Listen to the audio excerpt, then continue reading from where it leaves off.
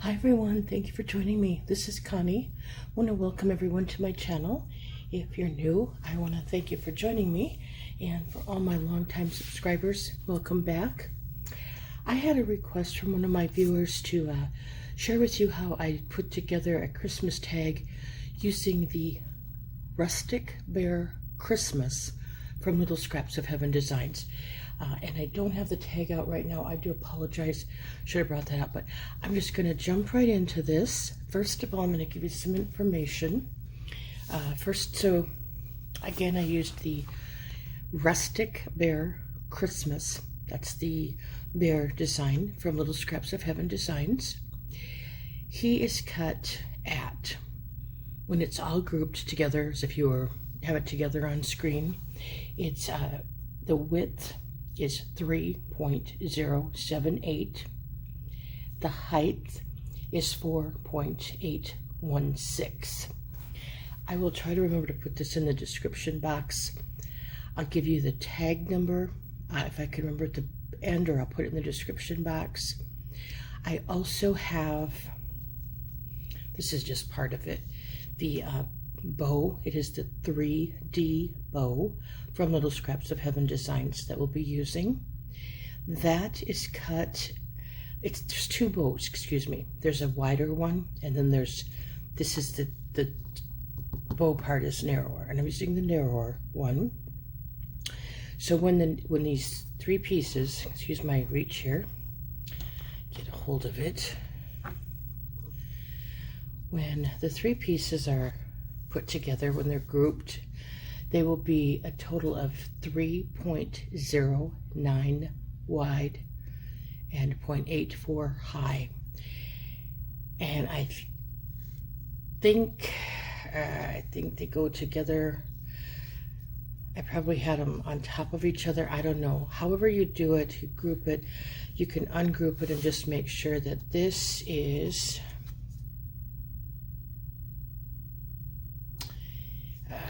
no, it's going to be this piece, excuse me, is, yep, 3.09 wide. So, give you kind of an idea. And then if you group it, it'll all go together. So, and I've already inked the edges of that. And I'm going to let you know, this is going to be a two-part video, because I also had a request with that, request to do this to show you how I paper piece it. So, just so you kind of have an idea, the next video will be the tag, putting it together, and I hope to get that done in the next day or two. And I'm working white on white because of all the black. You probably wouldn't see it on the black mat. So the first thing I'm going to just put here together, if I can find got my stamp pads and my ink daubers out, but to find the right colors for my ink daubers, I'm going to be working on my greenery. This came from a Tim Holtz Christmas greenery die. You can use whatever you want. You don't have to use that specifically. I don't have that out. I'll try to remember to get it out when I'll put the tag together. I do apologize. What I do for these, because this is white core paper, so I just basically put it down. I use this finger sponge daubers in case you haven't seen the video before when I paper pieced, and I'm just kind of, keep my computer awake there, I just kind of dab all over, and that's why I'm putting this scratch paper down so you can see. But I get quite a bit of ink on there, and then it just kind of covers it up good. You could use white paper for this. You don't even have to use green, because it's gonna cover it up.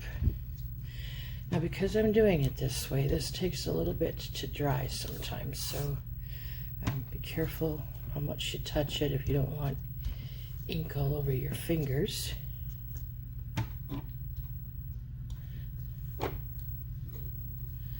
So it does change the color of the paper considerably. I just see a couple spots I wanted to finish. So, okay, there's that, and I want to get some of this mess out of the way. I have limited space when I'm working, so I do apologize if I have to move stuff in between. Next, I'm going to do my white pieces for my candy cane and the tops of the hat and stuff, just because I don't want any more ink on that than I have to have. I'm good at getting ink everywhere. I've had a lot of questions what kind of ink I use. I use Stampin' Up's dye-based ink. Please use whatever you have. Don't run out and buy new or anything just because that's what I'm using. There are some wonderful companies out there that have ink. This is what I've had for so long. Some of these are probably over 20 years old. I just keep inking them. They work, and so I'm going to show you what I did here. Maybe it's kind of important. Just natural to me. So I put my sponge dauber in my ink pad, okay? Take a piece of scratch paper and start swirling around, because I kind of sometimes have a heavy hand, and even if I don't, that's a juicy ink pad. I don't want this much ink, this dark color on my white. So I start swirling it around until I get to about here, maybe a little less. I'm just going to use a very light finger. Basically, when I do my inking of my pieces, I dry brush like this, so to speak, or dry sponge it. I don't use right off of the ink pad. You're going to have a lot of ink. That's quite a bit as it is. So I'm going to get a little bit more even here. And this is glitter paper, and I don't know if the camera's picking it up, but with the bright lights, it really sparkles. I didn't realize how much. And get the right side here.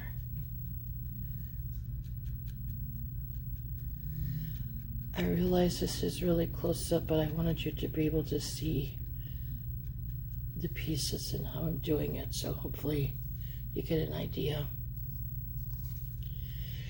Ink, dye-based ink will also dry a little bit lighter. Some of the colors don't. Some of them they pretty much stay, but the good majority of them will dry a little bit lighter. That's been my experience. Also, when if I'm just doing the edges, like I don't want to do like a two-tone on this. I'm trying to really do as much as just the edge, getting just the slightest bit on the face of the paper. So it really is just trial and error, a lot of practice. I don't have a good answer, unfortunately, on how to do it any different. Each type of ink you use is going to have a different effect.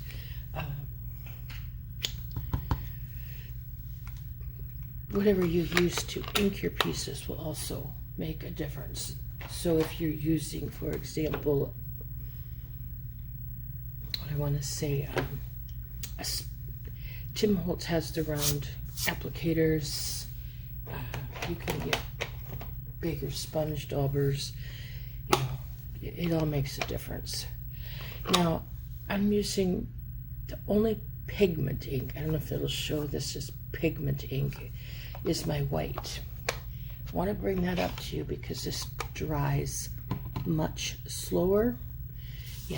And I don't care for the stays on white ink for this. I had some and I just didn't care for it. So you want to be careful because this will smudge. Yes, I speak from experience. I usually have quite a mess. And this gets kind of messy at first. It'll kind of come together. A little bit too much ink though on my dauber here. And you'll start getting ink on your fingers if you're not comfortable. If you have offset tweezers or tweezers, they work wonderful too to help keep the ink more where you want it. So you just kind of have to be careful that you don't smudge it even with that. Sorry, I don't believe I was maybe in frame there. I apologize. I tend to ink, other than the eyes, pretty much all my black pieces. Pretty much, I think the reason is when I put black on black, quite often you don't see, I mean, if you have, like, say you have a arm here, okay, and you're gonna put it on the body, you put the two, you don't see anywhere there's a separation, and that's where I started putting white on it. This you can, because you're just doing basically the outline. I don't often ink like I normally do. I just start taking my sponge pad and I'll just, if I get a piece that I can go around, I just go in a straight line. It just depends upon the piece. And like this got a little bit more jagged, and it still doesn't work too bad. This white will dry lighter, and it looks fairly stark now. It'll all come together. Now this piece, because it's got the little jagged lines, it's easier not to go in a straight line. It just depends upon the piece and how it goes together. So like there, you can until you get to your jagged lines. You can fast forward through this, obviously, or if you, I should have prefaced but said that, you know, that this is not, if you know how to ink edges and stuff, just skip this part. This is the nose, and I'm still going to put white on it, just probably won't be quite as much. But it just offsets it a little bit because there is so much black on there that I just like to do it all.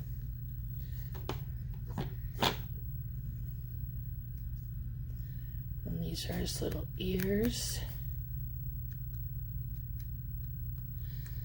I hope everybody's having a great day. I meant to get this up earlier and it has been,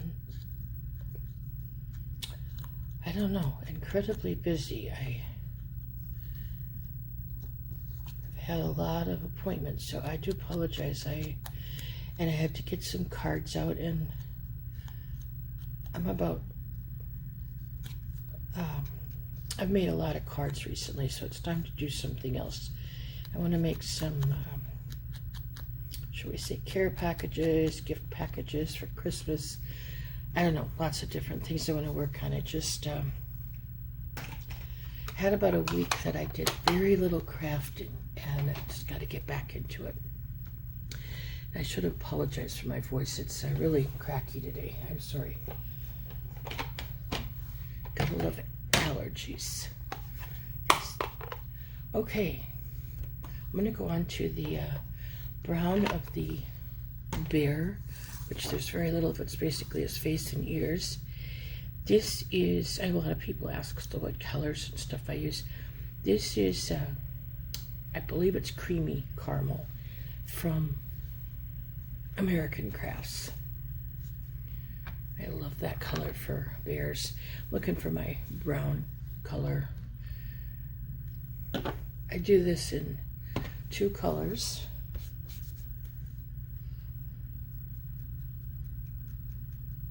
I won't talk very well when I ink. I apologize. Gotta pay attention to what I'm doing.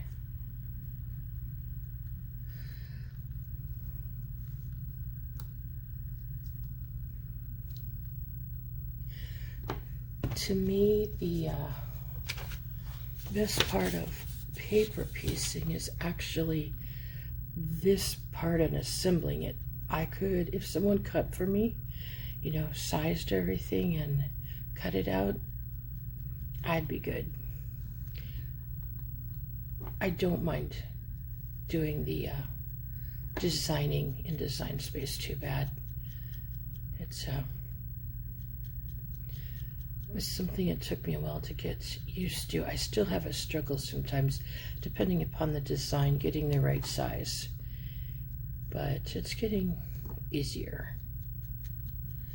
So I apologize. I'm trying to remember to either write down sizes or have the have Design Space open so I can give you the sizes I have used, because I usually save my my designs in there.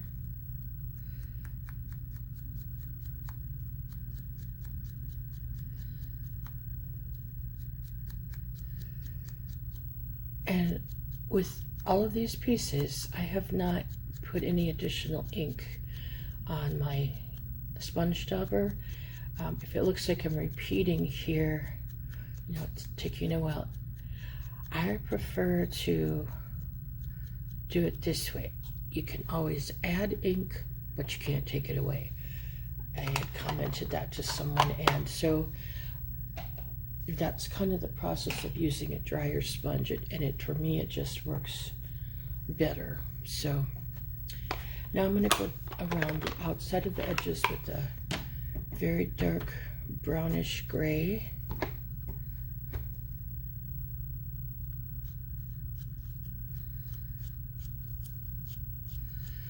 I don't give the colors I use. It takes a long time to list everything, but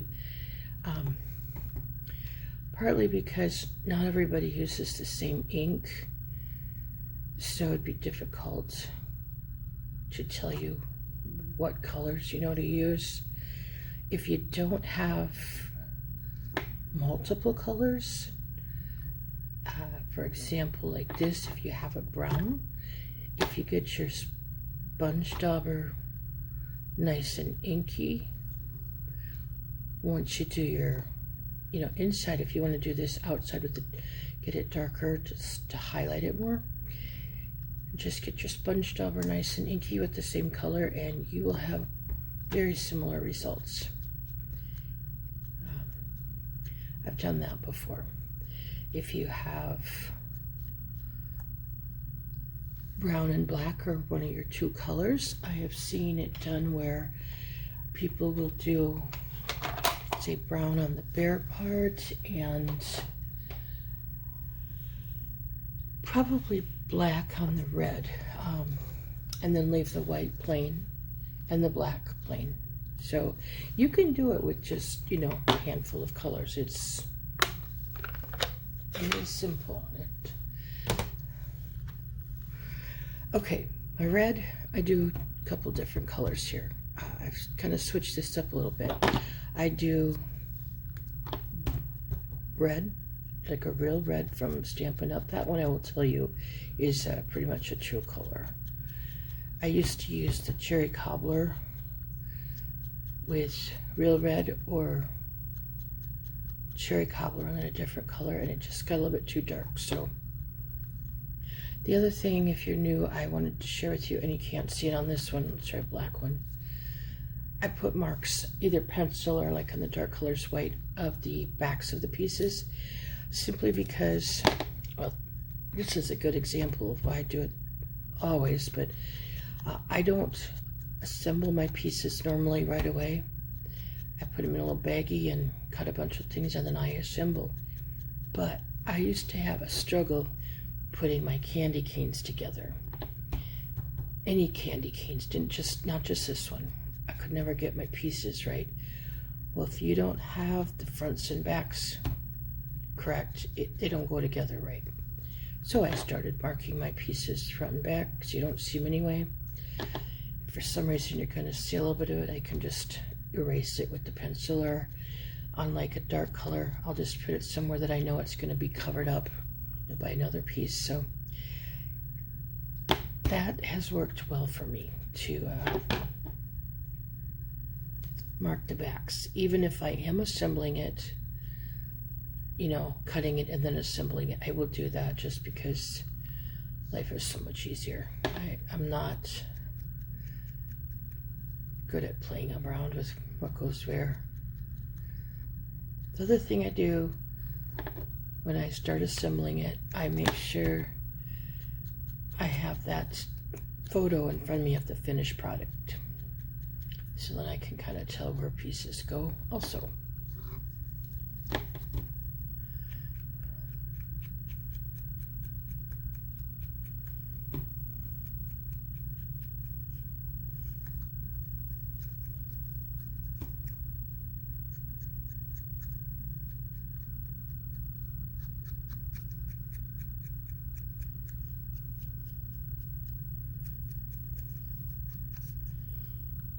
So now you've gotten much more of an education than you wanted, right? Okay, now here's the somewhat tip or trick that I use for my red. I use a purplish color, or if you have a wine color, it's something like a burgundy, doesn't matter. I go around the edges with that color, and I only do that on dark reds. If it's more of a tomato red, then I don't. I use different colors then. It really sets the red, it makes it pop. Again, just a personal preference, but you could also use black. You know, if you don't have a purplish color, that would work well.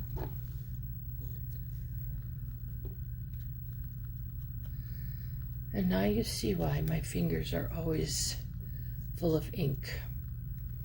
And I think it was Cherie from Paper Pieces and Leftovers that told me to use Windex. And it does work. I've tried that. I just don't always get under the counter or to the sink to get it, but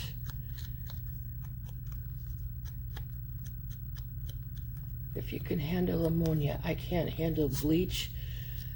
Ammonia works fine. So that was a really nice tip.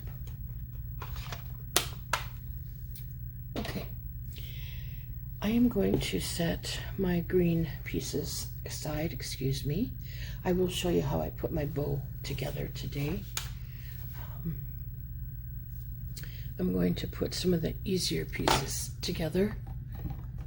There's no rhyme or reason as to how I put things together, so I apologize. I just do whatever works. But start with this little hat.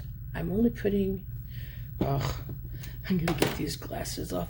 I'm only putting the very tip on, for the pom-pom at the top first.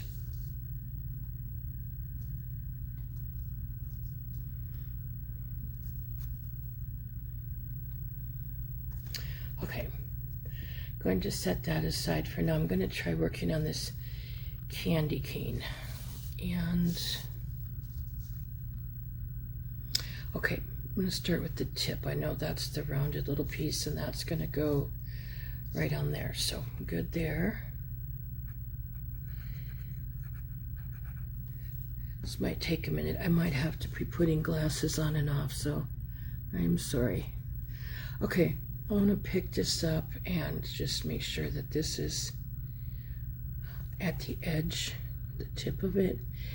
Glitter paper can be difficult to glue on, so you probably know that it likes to move around, so try to kind of be careful. And then you can hear at the picture, I kind of fit these a little bit. There's a thicker piece, but this is wider.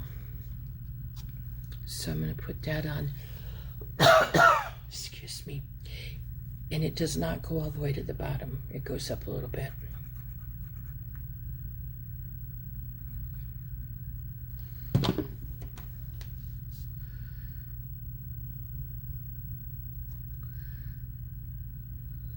And they'll fit side to side. You might have to turn it up a little bit. Just kind of depends. No, I'm pretty sure it's going to be, yeah, this piece. Now I'm going to lay them on there so I kind of know how to space them, okay?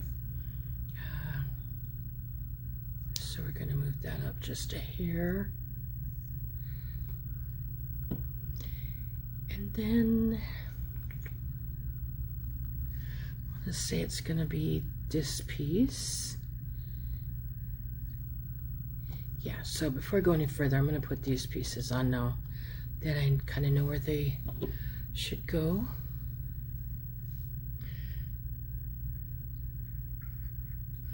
Sorry, I'm going to just make sure that I'm in frame so you can see here.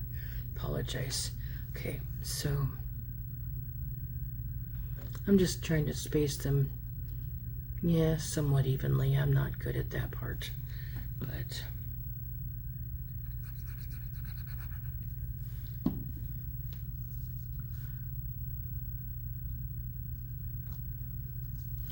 and now you can see why I'm not a fast crafter. I will say my father's daughter, very particular. I can almost see now why he never wanted anybody around when he was working on things, because he needed his peace and quiet to concentrate. Makes sense. Okay, there are two pieces that are somewhat similar, but they go backwards, so to speak. That is actually correct. The smaller one of the two is going to go here, and then the other one will go down here. Doesn't look right, but once you get it all together, it is correct. Don't know how that can be. Kind of reminds me when I used to do machine embroidery. You'd watch the machine and you'd wonder how in the world could it get that design, but it all came together. So yeah.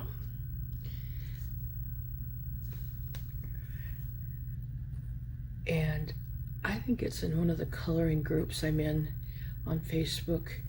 I always say, you know, don't judge a project until it's finished.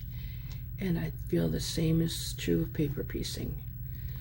Finish it and then decide. Not bad. Evenly spaced for a change. How about that? Okay, let's get moving and get this bear done. Let's see. I'm going to put his head on first to the body. Putting his head a little bit crooked. I put glue on both body and head just because it keeps it from flopping. Oops. And then his legs, and bear with me just a moment.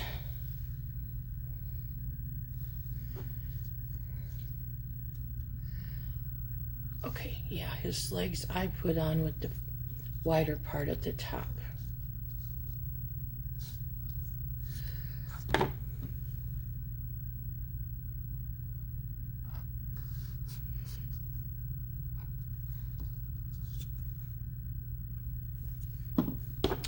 If you are interested in seeing more paper piecing videos, the process of how I go about it, I would appreciate if you would, leave a comment.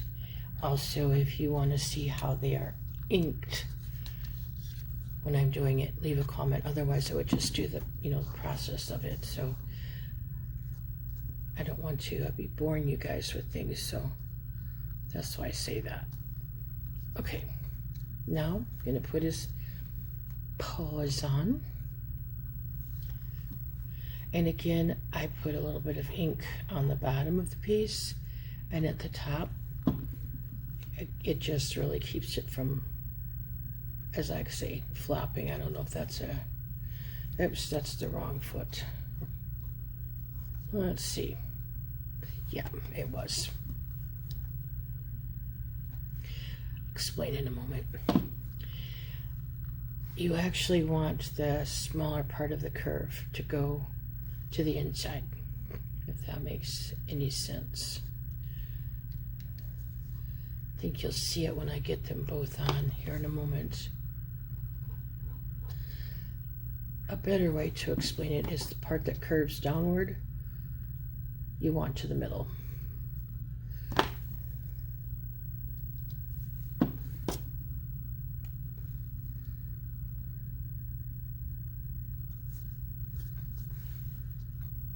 Yep, okay.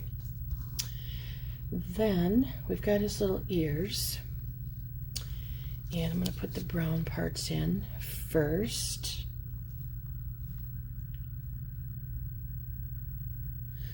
Get a hold of it.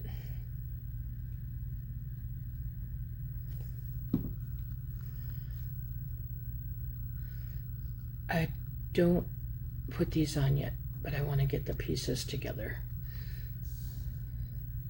just to kind of give you an idea. Let's see. This is another example of why I like to put the marks on the back, is because then I know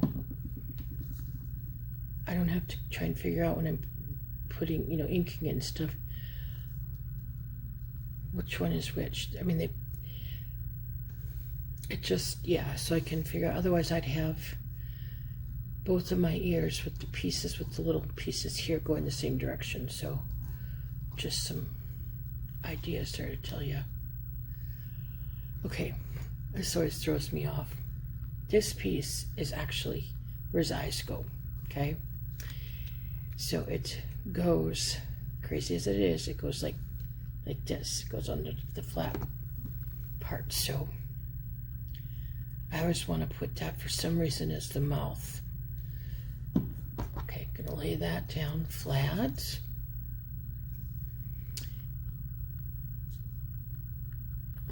Okay, hang on a second. Oh no, how I had a flat piece in there, I don't know. This bottom curved part, that's actually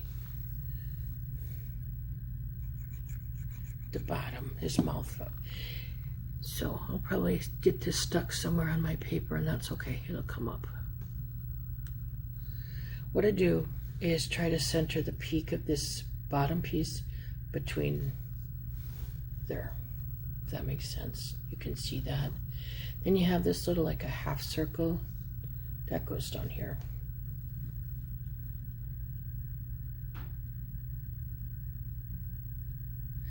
Even if you choose just to do the outline of the pieces when you're inking and not do, the second shade, it still helps to define your pieces, I think. Not that it's necessary, but just kind of give you a heads up there, and that's another option.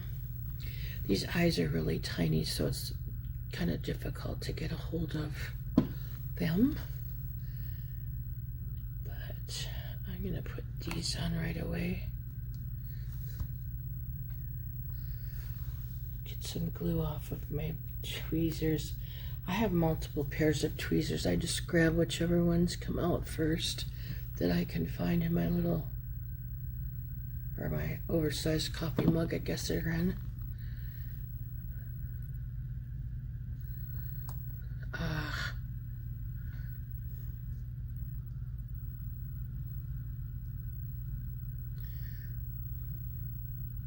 This is actually one of the easier bears to put together, because you don't have to do eyelashes or anything, so kind of nice. I need to try to get these up just a little bit before they're completely glued on. This one might be more of a problem. Gonna leave it. We'll work with it. It's good. I'm gonna put the nose on right away.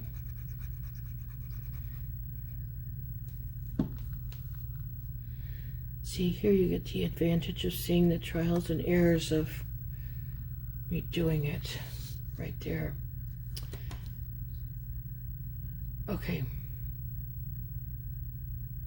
And I'm gonna put this on next, and it's not gonna go straight, because you got the head at a bit of an angle, so that's why I've got my bear tilted. Kind of figuring out where I want it.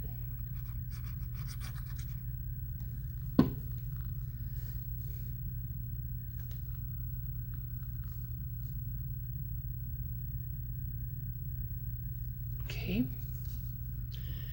and then we can put the hat together. The hat actually goes on before the ears do, because the ears are going to go behind the hat. I always wanted to put the ears on and then the hat, but that's not how this one goes.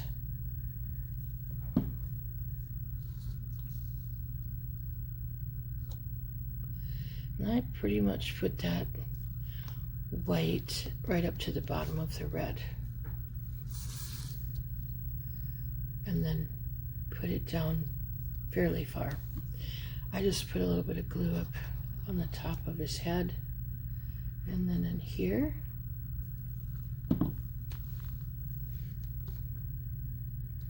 Bring it down. His ears are going to have the jagged or pointed edges to the outsides, if that helps. And then I just kind of figure out where they want them there.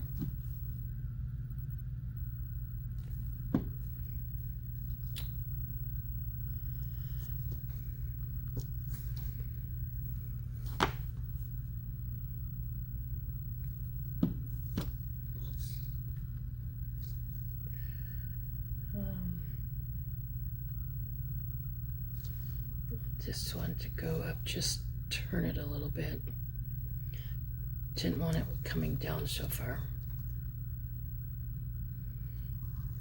Okay, now for the arms, I like to, let's make sure the ears are attached first, right?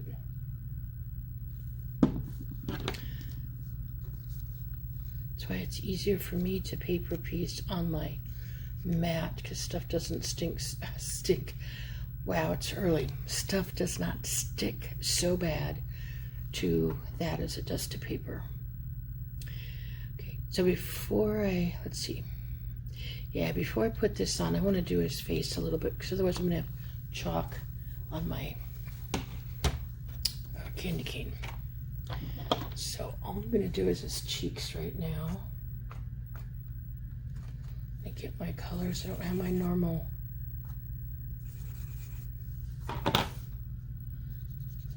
chalks here, so, but I just want a little bit of red on his chalk, on his cheeks. Okay.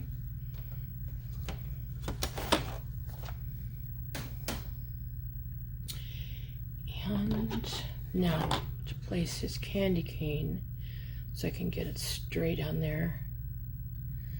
Just kind of trying to figure out where I need to glue.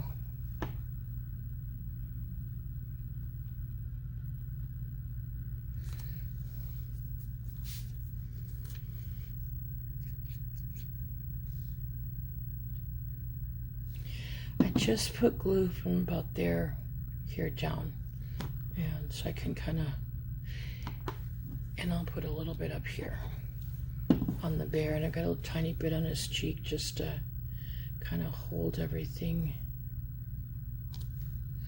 together. This is the fatter of the two arms, the wider, however you want to say it. Okay, so I'm going to put this one on next, and it's actually going to go up like this, so you see very little of it. So I'm just going to put glue here. I'll put some glue on the candy cane in a minute, but I want to be able to get it pieced on there first.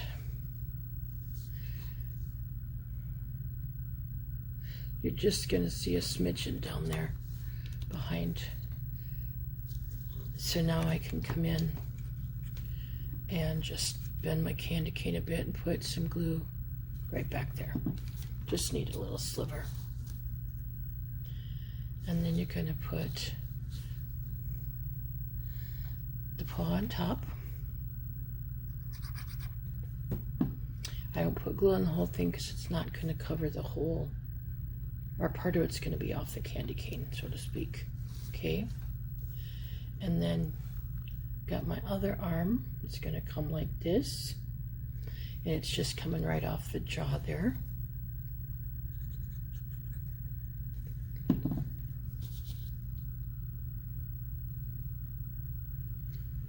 I don't want it to come too far in because remember we have to put a paw on here yet, okay? So that's why I didn't want a lot of it covered, okay?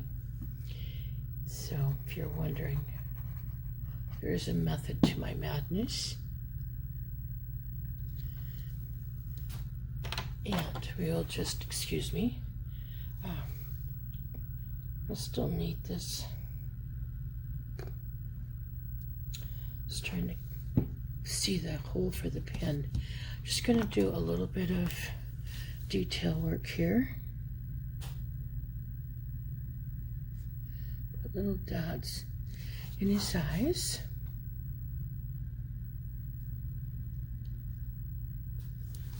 Since I've got smaller pieces, I'm using a number 8 Jelly Roll pen.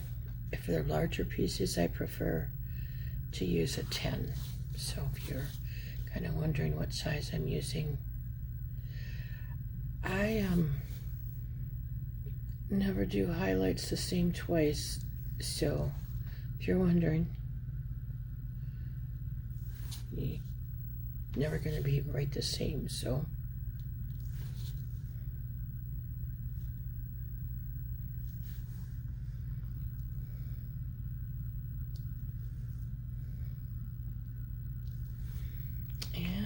find my, oops, I am sorry about that. I did keep bumping the camera. I'm so sorry.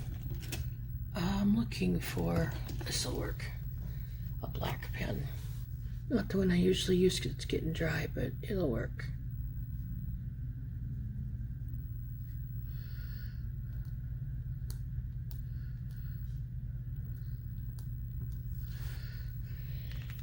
Okay, and I need a little bit of white chalk. This is white pan pastels, and just using a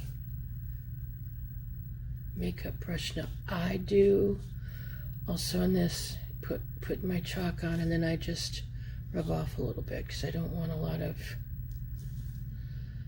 chalk. And I'll come back and buff these out, so to speak, a little bit when I get this all on.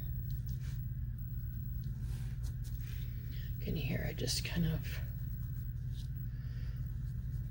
and then I got chalk on there I didn't realize. You can erase also. That's the beauty of chalk. I think that's why I like it so much. I can erase. Here, put some in here. I just kind of put it a little bit to highlight things. Okay, he's done. I'm not going to mess with them any further, or he'll just look awful. Now, I'm going to come to the bow. I'm looking for my bone folder. I use a bone folder to do this. I'm going to start with the tie piece in the middle. I just curl mine. I just run it. It breaks down the fibers of the paper so it'll bend better. I also do with this, I hold it in the middle. I try not to get too much of the very tip, but yeah, not very hard. This is Cartabella paper, so it's got a lot of fiber in it, so I'm very careful how much I do. Just do it gently, but it just helps it to start curving. And then what I do, and I need to get a little, probably should have done this first, but oh well. You'll get the gist of it. I put dots of glue, both of my pieces on the end, and I just glue it down here in the center. Use my tweezers to hold that one. And I have a tiny little paper clip, or excuse me, clothespin. just hold it so the glue can set for a moment. Okay, once that glue is dry, and I'll do it now because it'll be fine, I'm going to glue it down here. So I just put a little bit of glue there.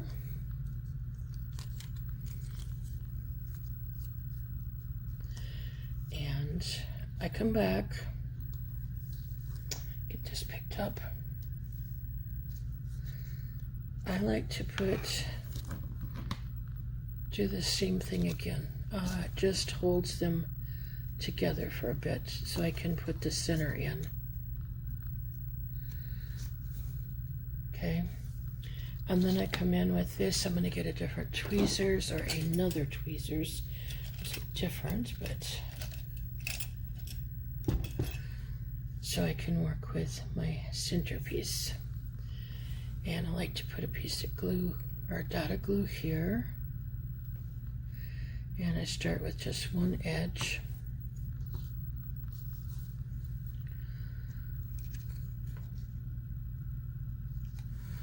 Got it there, and I guess I'll have to put some more on. Kind of rubbed it off.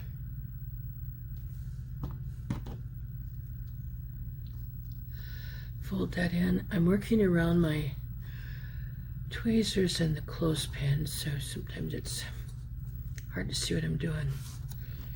So I just want to hold that down a minute.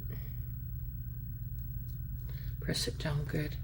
And then I'm going to put glue on this other end of the tab. I usually let this dry before I do this all. Okay, so if you're wondering what in the world, but I just wanted to see how it's going together. And then you're just going to put this tab down, maybe, if it wants to stick.